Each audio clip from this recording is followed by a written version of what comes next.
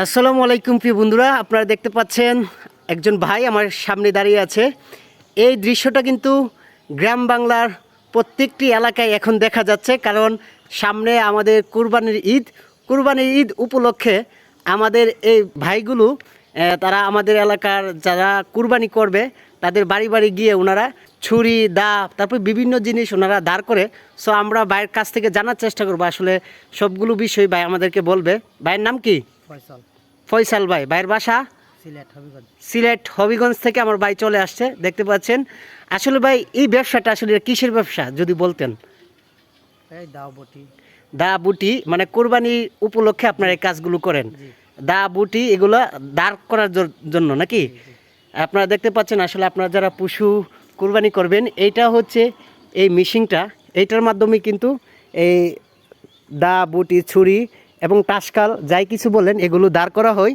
So আপনারা যারা এই কুরবানিতে এখনও দা বুটি এবং ছুরি টাসকাল আপনারা যারা এগুলা দাঁড় করেন নাই, অবশ্যই আমার এই বাইকে আপনারা যেখানে দেখতে পাবেন ভাইয়ের কাছ থেকে দাঁড় করিয়ে নেবেন।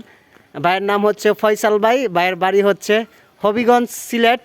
ভাই খুব সুন্দর কাজ করে, আমাদের এলাকায় উনি কাজ করতে আসছে। ভাইয়ের মাইকটা দিয়ে একটু কন্ত কীভাবে বলেন আমরা একটু শুনি। দাওদার, বটিদার, শিলপাটাদার, ছুরি চাকুদার, টাসকালদার।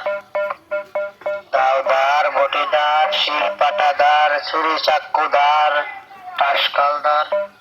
এটাই এই কথাটাই বারবার বলে। আপনারা যারা দা বুটি ছুরি দাঁড় করতে চান ফয়সাল ভাইয়ের সাথে যোগাযোগ করবেন। আসলে ভাই এগুলা মানে পিস কত করে নেন? এক একটা 50 টাকা আছে।